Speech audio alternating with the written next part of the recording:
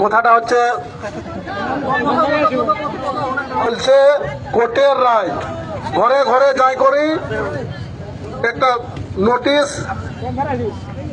Notice নিয়ে যায় নেতৃত্বরাকে সই করাছে রিসিভ করাছে।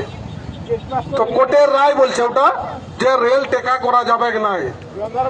তো আমি পুলিশকে বলছি, এখানে অনেক পুলিশ আছে, আমি পুলিশকে বলছি তো কোন পুলিশ কোন রায়টা লিখা ছিল যে ওই মহিলাগুলোকে মারার কথা প্রত্যেকটা গায়ে গায়ে ঢুকে ঢুকে সন্ত্রাস করা, ওটা কোন রায় বলেছিল? কোন রায়ে বলা আছে? ওটা মেশোয়া গায়ে ঢুকা হয়েছিল কিসের জন্য? লাইটার অন্ধকারে ঢুকেছিল বীরভূম থানার পুলিশ, এরকম জায়গায় ঢুকেছিল, যে জায়গাগুলো ঢুকেছিল কিসের জন্য ঢুকেছিল? পুরুলিয়ায় যে করছিলাম যে গাঁগুলো যে ঢুকেছিল যে সন্ত্রাস করেছে, ওটা কিসের জন্য ঢুকেছে? কি রয়েছিল? দেখা রায়টা এরকম চমকানি, ওই যে পুরুলিয়ার এসপি চমকানি দেখাচ্ছে, গায়ে গায়ে ঢুকেছে চমকানি দেখাচ্ছে যে ওইটা কোর্টের রায় অসাংবাদিক আন্দোলন। তো ওই যে গায়ে গায়ে যে মারপিটটা করলো ওইটা কি সাংবিধানিক ছিল?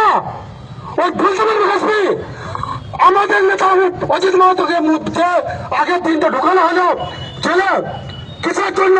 ও কি অপরাধ করেছিল? পুলিশ বলতে পারবে? অনেক পুলিশ এখানে তো অজিত মাহাতো ওখানে কি তাকে মারতে গেছিল, পিটতে গেছিল, করছিল থেকে তাকে অ্যারেস্ট করে হলো কি কারণে? সাংবিধানিক রায়। আমরা হাইকোর্টের রায় সম্মান জানাই, সম্মান জানাই বলিয়ে আমরা অনেকটা নীরব আছি, নিষ্ঠুপ আছি। আপনাদের তো সব সন্ত্রাসের বড় চুপচাপ আছি। নাহলে আমাদের নেতৃত্ব যদি অর্ডার করে না, ওই এসপি ওই পুরুলিয়ায় থাকতে পারবে? এই পুলিশগুলা থাকতে পারবে জঙ্গলমহলে?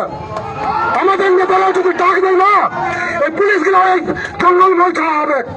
এই কথাটা মাথায় ঢুকে রাখবেন, কানে খুঁজুন। সাংবিধানিক সবটা মানুন।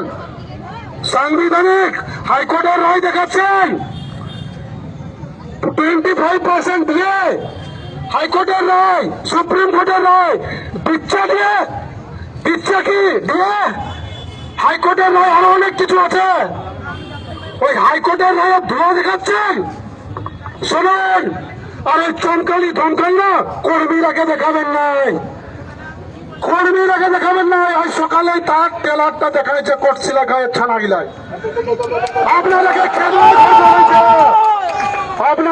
খেদনায় কি খেলেছে বুঝলেন?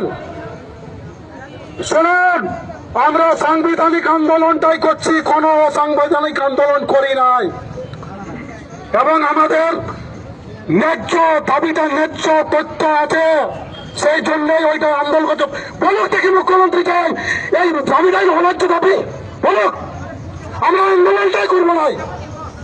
বলুক মুখ্যমন্ত্রী প্রধানমন্ত্রী বলুক যে পূর্বের অন্যায্য দাবি অন্যায্য আন্দোলন করছে, সেটা বলতে পারবেন নাই, কারণ আমাদের সব কিছু আছে। সেই জন্যই আমরা এসটি সূচিতে আমরা সূচিবদ্ধ হতে চাইছি। আমরা আদিবাসী ভোটই আর থাকবো সব দিনে, সূচিতে নাই, এইটাই মাথায় রাখবেন। আর এই যে দমন পীড়ন করেছে আমাদের লোকগুলোকে, আমাদের নেতৃত্বরাকে, আমাদের যে কর্মী সমর্থকরাকে যেগুলোকে ঢুকানো হয়েছে জেলে, ওগুলোকে অবিলম্বে কিন্তু ছাড়তে হবে, অবিলম্বে ছাড়তে হবে। নাহলে জঙ্গলমহল কিভাবে অচল হয়েছে আমরা দেখাই দেবো, জঙ্গলমহল কিভাবে অচল হয়। কত পুলিশ, তখন কোন পুলিশও আটকাতে পারবেন না কিভাবে আমরা জঙ্গলমহলটাকে অচল করবো। অবিলম্বে যেমন আমাদের নেতৃত্বটাকে ছাড়িয়ে দেওয়া হয় এবং সমস্ত কর্মী সমর্থকরাকে ছাড়িয়ে ঘট পাঠানো হয়। আমরা শান্তিপূর্ণ ভাবে এখনো আন্দোলন করছি, আগামী দিনেও করব। ভারতবর্ষ স্বাধীন রাষ্ট্র।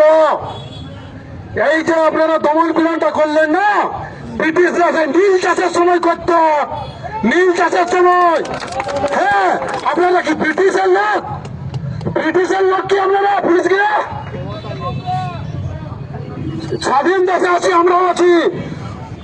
এরকম দমন পীড়ন করবেন না, আবার বলছি, এগুলা থেকে বিরত থাকুন, নাহলে কিন্তু সামলাতে পারবেন না। আমি বলে দিচ্ছি, আর বেশি কিছু বলছি না, সবাইকে ধন্যবাদ জানাচ্ছি।